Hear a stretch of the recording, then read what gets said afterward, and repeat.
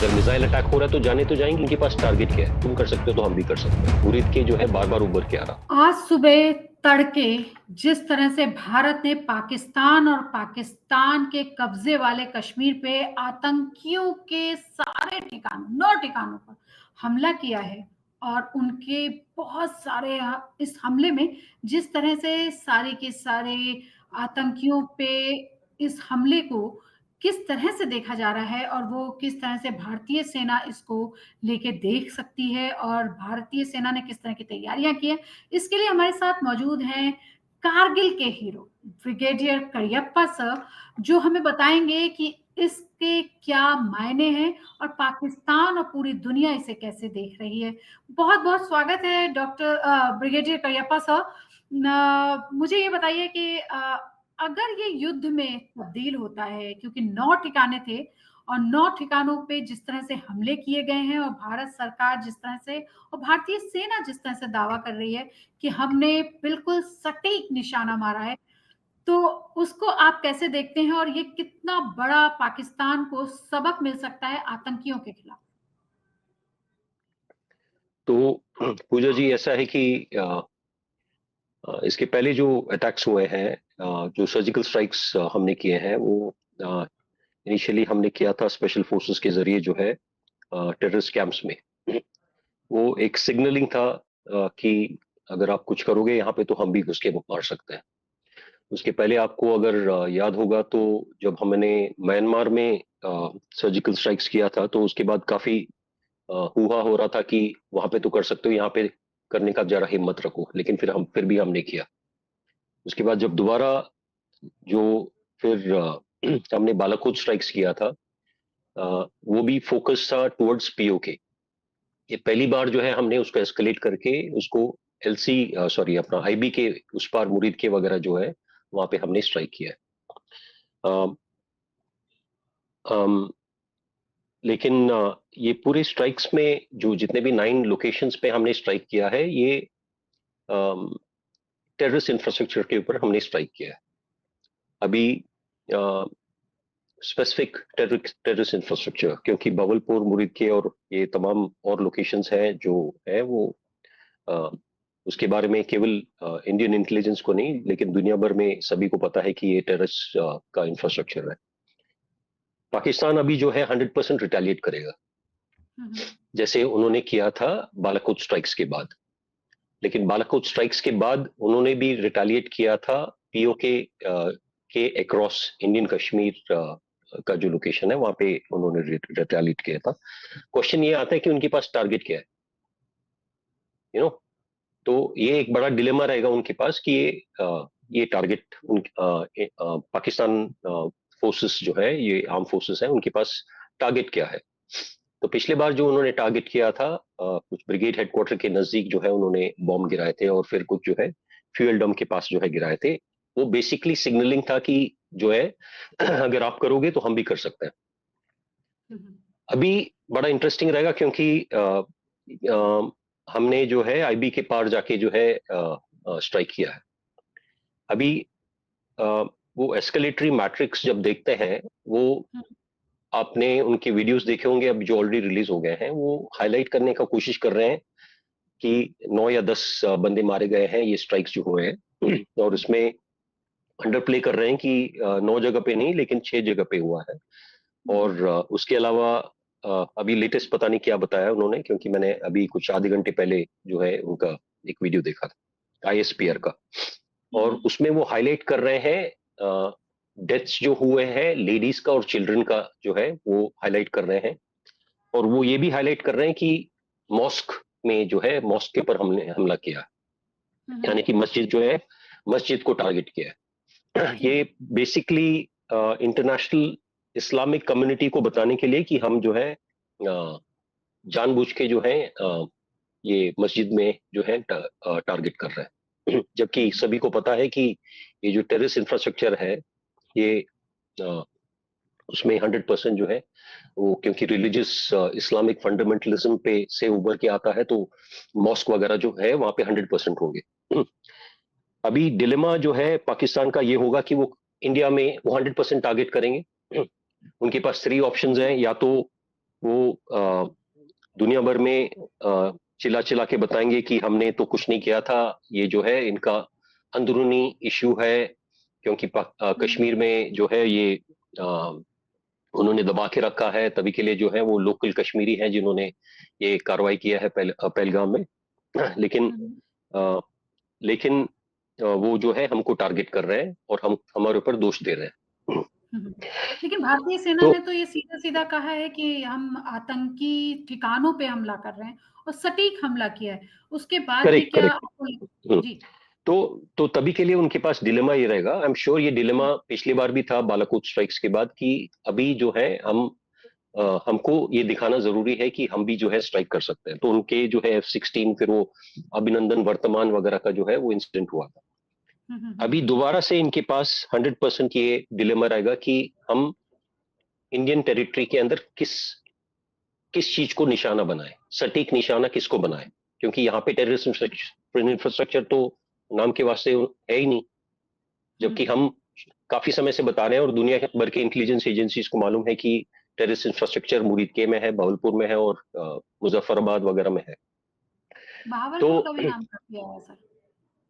हाँ, भावलपुर का भी है इसमें नाम। तो हुँ, एनीवे सो हुँ, तो वो निशाना किसको बनाएंगे, क्योंकि वो रिटेलिएट तो करेंगे ही। तो उनके पास हुँ, तीन ऑप्शन है जो मैं आपको बता रहा था। ये तो या तो वो रिटेलिएट ना करे, जो वेरी हाईली अनलाइकली है, और दुनिया भर में बताएं कि वो विक्टिम है, वो एक्चुअली परपेट्रेटर नहीं है लेकिन विक्टिम है इंडियन हुँ, जो है ये क्या बोलते हैं फोर्सेस का।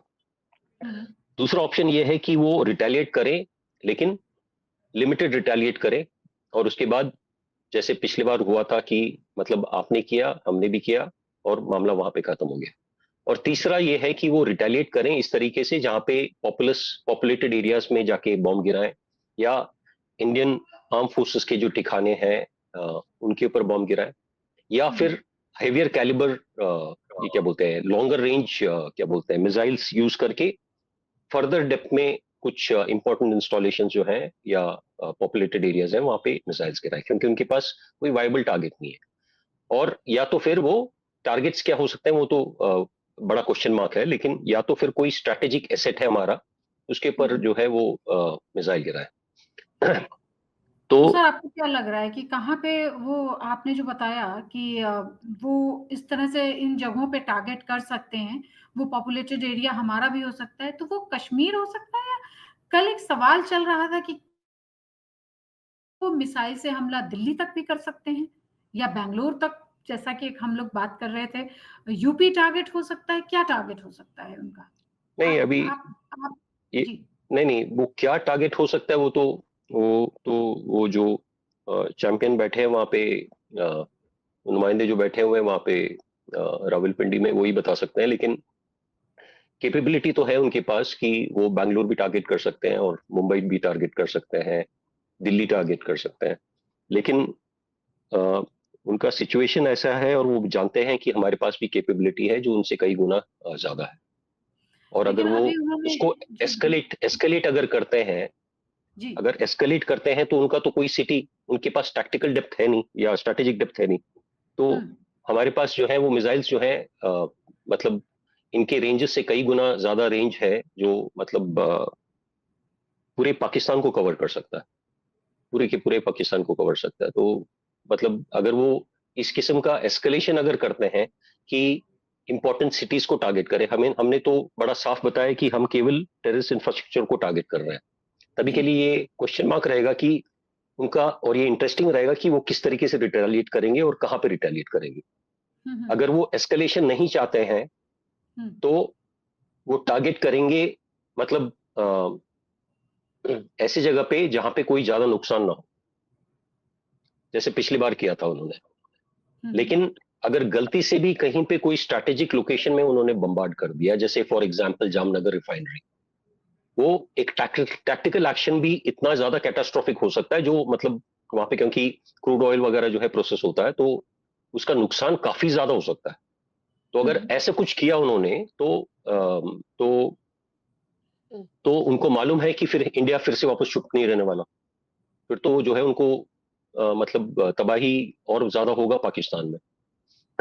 और नाक उनका कटेगा। लेकिन ये भी हो सकता है कि वो एम्बोल्डन होके, क्योंकि चाइना उनके साथ है अभी, जैसे 71 में, हाँ, वो मतलब उस लेवल पे उनके साथ उनका कोऑर्डिनेशन नहीं था। लेकिन अभी हो सकता है कि वो एम्बोल्डन होके, या कि मतलब चाइनीज जो है उनके साथ है, और चाइनीज के साथ हमारा जो है काफी स्कर्मिश वगैरह काफी हो रहा है, लैंड बॉर्डर डिस्प्यूट्स वगैरह काफी है। तो उनसे एम्बोल्डन होके, या तो उनके साथ कोई टैसिट अंडरस्टैंडिंग होगा कि आप लोग यहाँ से जो है थोड़ा सा ये शुरू कीजिएगा, और हम वहां से दूसरी तरफ से करते हैं। अभी क्या, अभी इंटरनेशनल उनका जो अंडरस्टैंडिंग है क्या है, वो जैसे जैसे ये प्रोग्रेस होता है तभी पता चलेगा। हाँ, अभी अब हम लोगों की भी सेना बस कुछ ही देर में मुझे लग रहा है देश को संबोधित करने जा रही है, पीसी करने जा रही है। लेकिन हाँ, सर जी जिस तरह से सेंट्रल कमांड हमारे यहाँ बनाई गई, तो अगर ये युद्ध की स्थिति में जाते हैं, जैसा कि आप बोल रहे हैं कि वो टारगेट करेंगे, तो हम भी चुप नहीं बैठेंगे। हमारे पास भी है कि ऐसे मिसाइल्स और ऐसे वेपन्स हैं कि हम पूरे पाकिस्तान को एक बार में कवर कर सकते हैं। और तो शहबाज शरीफ ने कहा कि हमें भी जवाब देने का हक है। तो ऐसे में आपको क्या लग रहा है कि अगर ये हो जाता है, तो ये सेना की जो हम लोगों ने 3 कमांड बनाए थे, सेंट्रल कमांड बनाया था, वो कितना बड़ा रोल प्ले कर सकता है इस पूरे वॉर में? क्योंकि हम अब तो चलने लग गया है India Pakistan war.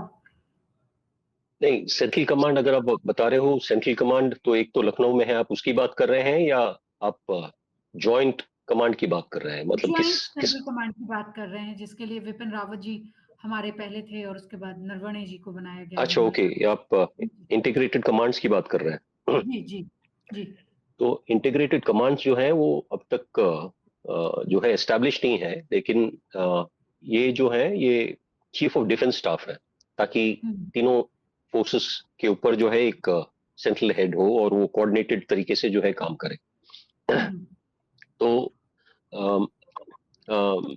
In any case, जब इस किस्म का कभी भी इशू होता है, तो ये डिसीशंस जो है ये सेंट्रली ही लिया जाता है। ये ऐसे नहीं कि आइसोलेशन में आर्मी चीफ जो है अपना कर रहा है, एयर चीफ अपना कर रहा है, और नेवल चीफ जो है अपना कर रहा है। इस किस्म का जब एक्शन जब होता है, वो सेंट्रलाइज्ड तरीके से जो है इसके ऊपर चर्चा होता है, डिस्कस होता है, वेरियस ऑप्शंस, और कई सारे एजेंसीज होते हैं, होम मिनिस्ट्री के, फॉरेन मिनिस्ट्री के, इंटेलिजेंस एजेंसीज के, कई सारे लोग होते हैं जो मतलब कई सारे ऑप्शंस देते हैं। ये ऑप्शंस डिस्कस होता है क्लोज डोर में, बड़ा सीक्रेटिव होता है, किसी को जो है इसके बारे में बाहर डिस्कस करने का इजाजत नहीं होता है। और फिर वो डिसाइड करते हैं कि ये अभी करेंगे, अभी कभी करेंगे, ये जो है उसको पेंड किया जाता है, क्योंकि अ, हम वेट करते हैं कि जब दुश्मन जो है थोड़ा सा स्लैक हो जाए, तभी जो है इसके ऊपर, या उसको जो है नकार ना कर पाए, तभी जो है वो एक्शन किया जाता है। तो ऐसा नहीं है कि ये जो है एक आइसोलेशन में लिया जाता है। ये सीडीएस का नियुक्ति इसीलिए किया गया है, उसका कई कई सारा पर्पस है, लेकिन ये एक पर्पस ये भी है कि तीनों सर्विस चीफ्स को जो है एक ही टेबल पे लाके अ, एक ही तरह से इसके ऊपर एक्शन लिया जाए। तो ये है। सर आप आपको क्या लग रहा है रिटेलिएट अगर पाकिस्तान करता है, हम्म, तो वो सबसे पहले जैसे आपने बहुत बताया कि वो बैंगलोर भी हो सकता है, वो मुंबई भी हो सकता है। तो आज की जो ये मॉक ड्रिल कॉल थी शाम को 7 बजे के बाद और सरकार ने कहा था कि मॉक ड्रिल होगी और उसकी तैयारी करें। तो क्या आपको लग रहा है कि ये अनुमान है या ये पूरी वॉर की तैयारी हो चुकी है और हमें और हमारे देशवासियों को पूरी तरह से तैयार रहना चाहिए? हाँ, मेरे मेरे ख्याल में, क्योंकि 1971 के बाद जो है ऑल आउट वॉर कभी हुआ नहीं है, जी। ब्लैकआउट लोगों ने देखा नहीं है। अभी सारे जो है ये नया जनरेशन है, उन्होंने कभी एक्सपीरियंस नहीं किया है वो वॉर सायरन, रेड का सायरन जब होता है, या अ, दुश्मन का जहाज जब अपने एयर स्पेस में आ जाता है, तभी ब्लैकआउट होता है। ये सब किसी ने देखा नहीं है। जो हुँ, बॉर्डर पे रहते हैं उन्होंने तो इसको अक्सर देखा है, चाहे वो पंजाब में हो, या राजस्थान में, या जेएनके में। कारगिल के हुँ, लड़ाई के दौरान ये उन्होंने भी एक्सपीरियंस किया, लेकिन बाकी तमाम जगह पे, इवन इंक्लूडिंग दिल्ली या बैंगलोर ने तो कभी देखा ही नहीं है।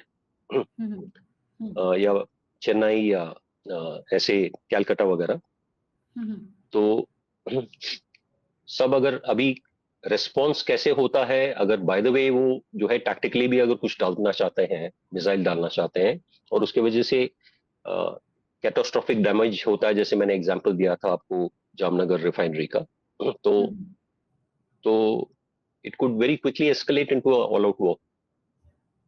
तो अभी तभी के लिए मैं बता रहा हूँ, बड़ा इंटरेस्टिंग है कि देखने के लिए कि पाकिस्तानी साइड से रेस्पॉन्स क्या होगा।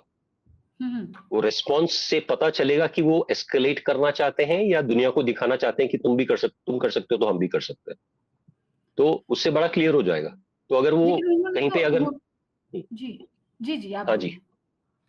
अगर अगर वो मिसाइल अगर कहीं पे गिराते हैं जहां पे डैमेज ज्यादा नहीं होता है, वो बेसिकली वो एक सिग्नलिंग है कि हुँ, हम भी कर सकते हैं अगर आप कर सकते हैं। लेकिन अगर वो दिल्ली, बॉम्बे ऐसे सिटीज को टारगेट करते हैं, 100% फिर एस्केलेशन, वो एस्केलेशन भी चाहते हैं। अगर वो पॉपुलेटेड एरियाज जैसे जोधपुर जैसे बॉर्डर के पास जो है, जोधपुर या जयपुर या अमृतसर ऐसी जगह पे अगर टारगेट करते हैं जहाँ पे पॉपुलेशन में काफी नुकसान हो सकता है, 100% जो है मेरे लिहाज से इंडिया फिर रिटेलिएट करेगा। फिर तो, क्योंकि हमने जो है बड़ा क्लियरली बताया कि हम टेररिस्ट इंफ्रास्ट्रक्चर के ऊपर जो है हमने टारगेट किया है। उनके पास टारगेट क्या है स्पेसिफिक? कोई टेररिस्ट इंफ्रास्ट्रक्चर तो है नहीं यहाँ पे। तो हुँ, या तो कोई स्ट्रैटेजिक इंफ्रास्ट्रक्चर के ऊपर अटैक कर सकते हैं, कोई हुँ, पॉपुलेटेड लोकेशंस पे टारगेट कर सकते हैं कि आपने हमारे जो है मासूम लोगों की जान ली है, हम भी आपकी जान लेंगे। या हुँ, हुँ। मोस्ट आइडियल होगा उनके लिए कि आर्मी या ये अपना आर्म फोर्सेस का इंफ्रास्ट्रक्चर जो होगा या कोई एयरफील्ड होगा या हेडक्वार्टर्स होगा उसको टारगेट करें। तो सर हम लोगों के वो मोस्ट पास वायबल होगा। जी, तो हाँ क्या हाँ। हम लोगों के पास एंटी मिसाइल सेफ्टी के लिए क्या है? अगर वो लोग कुछ इस तरह का अटैक करते हैं तो? नहीं, हमारे पास देखिए अलग अलग किस्म के मिसाइल्स हैं, जैसे वो आपको S-400 के बारे में तो आपने सुना ही होगा, जी, जो हमने जी। रशिया से खरीदा है। उसी तरीके से हमारे पास और भी मिसाइल्स हैं अ, जो एंटी एयरक्राफ्ट और एंटी मिसाइल डिफेंस सिस्टम के तौर पे हम इस्तेमाल करते हैं। हुँ, लेकिन हुँ, ये लिमिटेड है, पूरे देश को जो है हम कवर नहीं कर सकते हैं इससे। हुँ, हुँ, तो ये जानना जरूरी है कि मतलब हम लोग हालांकि छाती ठोक ठोक के अगर बोलें कि मतलब ये जो है हमारे पास ये वाइटल इंस्टॉलेशन जो होता है, इंपॉर्टेंट इंस्टॉलेशन, उनके चारों तरफ उनको प्रोटेक्ट करने के लिए रखा जाता है। और ओके आई एम और श्योर इंपॉर्टेंट लोकेशंस जो हैं उनको डिफेंड करने के लिए ये ऑलरेडी तभी के लिए हमने टाइम लिया है ताकि हम अपने फोर्सेस को और ये इक्विपमेंट को सही जगह पे ले जाके डिप्लॉय करें, और इन वाइटल इंस्टॉलेशंस और इम्पोर्टेंट लोकेशन जो है या इम्पोर्टेंट बिल्टअप एरियाज जो है उनको प्रोटेक्ट करके रख सकते हैं। बताइए। तो सर क्या क्या आपको लगता है कि ये जिस तरह से ये सब कुछ चल रहा है, वो लोग दिल्ली को भी टारगेट कर सकते हैं, जो देश की राजधानी है और सारे बड़े नेता यहाँ बैठे हुए हैं? वही और मैंने ऐसी बताया क्या आपको कोई कि मिसाइल हाँ, है उनके पास क्या वो इतने पावरफुल क्योंकि अभी एक पाकिस्तान के लिए चल रहा था कि उन्होंने सारे के सारे अपने गोला बारूद मिसाइल्स वो सब बेच दिया है यूक्रेन और रसा की लड़ाई में यूक्रेन को बेच दिया है। तो आपको क्या लगता है कि क्या ये अभी भी संभव है इस तरह का? नहीं, कोई भी देश जो है अपना सारा का सारा बारूद और गोले और हथियार जो है इस तरीके से बेचेगा नहीं। हालांकि हुँ, उन्होंने भी अगर कुछ किया है जैसे पहलगाम में किया है, उसके हुँ, पीछे काफी सारा प्लानिंग किया होगा कि अगर ये ऐसे कुछ करते हैं तो इंडिया जो है 100% रिटेलिएट करेगा। तो उन्होंने भी प्रिपरेशन किया होगा। तो अगर हम सोचें कि हम जो है चटक है और वो जो है चैंपियन है, हुँ, हुँ। ऐसा तो नहीं होगा। उन्होंने भी उनका भी जो है वो वॉर गेमिंग किया होगा उन्होंने, कि मतलब अगर इस तरीके का एक्शन करते हैं तो उसका रिpercussion ये होगा, और हमारे लिए उसके लिए जो है हमारे पास ये सारे वेपन्स एंड मिसाइल्स और गोले वगैरह जो है हमारे पास होना चाहिए। तो दुश्मन को तो जो सर है कौन अगर आप हाँ, बताइए। सॉरी। हुँ, सर आप तो कारगिल युद्ध में रहे और हाँ जी। आपने हमारे हमारे यहाँ की भी सेना की तैयारियां देखी और वहाँ की भी और हम ऑपरेशन विजय के नाम से वो हमारा पूरा कारगिल युद्ध रहा, और ये है ऑपरेशन सिंदूर। तो करेक्ट। ये जो ऑपरेशन सिंदूर जिसको पीएम ने नाम दिया था, इसके बाद आपको क्या लगता है कि किस तरह से वहाँ की सेना जो कुछ दिनों से चल रहा था कि कभी मुनीर जो है वो कह रहे हैं कि हम चुप नहीं बैठेंगे, हम इस तरह से पीओके हमारा है। तो आपको क्या लगता है कि ये निर्णायक युद्ध अगर छिड़ जाता है तो ये निर्णायक होगा और पीओके हमारा होगा? देखो अभी ये उसके लिए जो है आपको केवल इंडिया और पाकिस्तान के दायरे में के अंदर ही नहीं देखना है, वो दायरा को हुँ, थोड़ा बड़ा करके देखना है। वो जी। दायरा जो है आपको देखना है कि जो नियर जो पॉलिटिकल सिचुएशन क्या है। हुँ, हुँ, दायरा को अगर बड़ा करते हैं तो उसमें आप अफगानिस्तान को भी ले लेते हो, तुर्की को भी ले लेते हो, ईरान को भी ले लेते हो, इस तरफ जो है सेंट्रल एशियन कार रिपब्लिक्स को भी ले लेते हो, और ऊपर की तरफ जो है चाइना को भी ले लेते हो, हुँ, म्यांमार, भूटान और क्या बोलते हैं बांग्लादेश, और फिर हमारे नियर विसिनिटी में, और फिर अगर वो दायरा को और थोड़ा बड़ा करते हो तो उसमें खैर यूरोप और बाकी देश भी आ जाते हैं। अभी सिचुएशन ऐसा है कि रशिया जो है हमारा ऑल वेदर एलाई रहा है। 71 में भी आपको मालूम है, जो वो पैसिफिक फ्लीट को लेके आए थे यहाँ पे अरेबी अपना बे ऑफ बंगाल में। हुँ, हुँ, डिस्पाइट द फैक्ट उनको मालूम था कि यहाँ पे जो है ये जो है जाती हो रहा है यहाँ पे बांग्लादेश में, उसके बावजूद जो है अमेरिका का किसकी तरफ तरफदारी था? पाकिस्तान की तरफ। हुँ, हुँ, और तभी जो है रशिया ने जो है अपने न्यूक्लियर सबमरीन्स वगैरह जो है भेजा था बे ऑफ बंगाल में यूएस के खिलाफ, कि अगर आप कुछ वहां पे करेंगे तो हम भी यहाँ से कुछ करेंगे, उनको डिटर करने के लिए। हुँ, तो अभी जो है उसके अलावा जो है हमारा ज्यादातर इक्विपमेंट जो है वहीं से आ रहा है, रशिया, पहले यूएसएसआर से, अभी रशिया से। अभी हुँ, भी इसके बावजूद कि हमने कई सारे वेपन्स एंड इक्विपमेंट और भी देशों से लिया है, अभी भी जो है हमारा majority of weapons and equipment जो है वो रशिया से ही आ रहा है अभी। लेकिन अभी सिचुएशन ये है कि रशिया जो है एम्ब्रॉयल्ड है यूक्रेन में। हुँ, हुँ, वो जो है उनके पास फोर्सेस आ रहे हैं कोरिया से और जगह से उनके पास फोर्सेस आ रहे हैं लड़ने के लिए। वो क्या बोलते हैं, तो वहां पे वो एम्ब्रॉयल्ड है। चाइना के हुँ, हुँ, साथ हमारा रिलेशनशिप अभी भी सॉर्ट आउट नहीं हुआ है। बांग्लादेश में जो है जो टर्मोइल है वो तो वहाँ के वो कुछ रिटायर्ड जनरल हैं, वो तो खैर रिटायर्ड जनरल तो काफी सारा कुछ क्लेम कर सकते हैं कि वो चंद्रमा को भी कैप्चर कर लेंगे। लेकिन हुँ, वो जो है कैप्चर वो जो है क्लेम कर रहे हैं कि अगर बाय द वे यहाँ पे अगर लड़ाई होता है इंडिया का पाकिस्तान के साथ, हम चाइना के साथ मिलके पूरे नॉर्थ ईस्ट को हड़प लेंगे। वो तो खैर थैंकलेस है, इसके बावजूद कि उनका इंडिपेंडेंस जो है हामी ने करवाया था, लेकिन इस किस्म का क्लेम कर रहा है। हुँ, हुँ, तो ऐसे माहौल में क्या इंडिया को जो है ऑल आउट वॉर की तरफ बढ़ना चाहिए या नहीं बढ़ना चाहिए? ये जो है जो दिल्ली में बैठे हुए हैं हमारे इम्पोर्टेंट लीडर्स, वो उनके पास, मैं तो खैर एक ओवरऑल व्यू दे रहा हूँ, लेकिन वो जो लीडर्स वहां पे बैठे हैं उनके पास और भी डिटेल्स होगा, कई सारा डिटेल्स जो पब्लिक डोमेन में नहीं है। तो उनके पास कौन सा देश वो कोवर्टली ओवर्टली जो है सपोर्ट करने के लिए तैयार है through main and material and equipment, वो उनको 100% पता होगा। कई सारे देश जो हैं डिलिबरेटली चाहते हैं कि हम एम्ब्रॉयड हो जाएं, क्योंकि हम अभी हमारा इकोनॉमिक स्टेटस ये है कि हम फोर्थ हैं in the list after after Germany. तो वो इंटरनेशनल डायनामिक्स भी जो है इन प्ले होगा, कि मतलब इनका जो है इकोनॉमी काफी रैपिडली इंप्रूव हो रहा है, इनको थोड़ा सा जो है पुल डाउन करने का जरूरत है। अभी क्या है डायनामिक्स, क्या रियलिटी है, वो जो है ये कुछ लोग जो हैं जो बैठे हुए हैं दिल्ली में उनको पता होगा इसके बारे में, इंपॉर्टेंट लीडर्स अपने प्राइम मिनिस्टर और तमाम लीडर्स जो है। सर तो 3 मिनट का समय उसके रह बेसिस गया पे है। जो है वो डिसीजन लेंगे। हाँ जी जी, बताइए। 3 मिनट का समय रह गया सर, बस एक छोटा-सा एक सवाल है मेरा कि जब मैं आपको सुबह हाँ, बता रही थी कि ऑपरेशन सिंदूर भारतीय सेना ने चलाया है और पाकिस्तान के हाँ, 9 आतंकी ठिकानों पे हमला किया है और जिसके हाँ, बाद युद्ध जैसा माहौल बनता हुआ नज़र आ रहा है।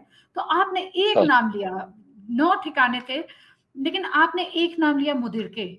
वो मुरीद मुदिरके के। के बारे में ज़रा बताएँ कि ऐसा क्यों था कि मुदिरके ही आपने नाम लिया सर? भावलपुर भी था, मुज़फ़्फ़राबाद भी था, बाबर और बहुत सारे कैंप्स के नाम थे, लेकिन आपने मुदिरके का नाम क्यों लिया? नहीं, शॉर्ट में। क्योंकि हाँ, ये क्योंकि एक टाइम पे मैं एक जगह पे स्टडी कर रहा था ये सब, तो मेरे सर्विस के दौरान तो मुरीद के जो है बार-बार उभर के आ रहा था। मुरीद के भावलपुर और ये क्या बोलते हैं, मुज़फ़्फ़र अ, मुज़फ़्फ़राबाद? मुज़फ़्फ़राबाद, हाँ।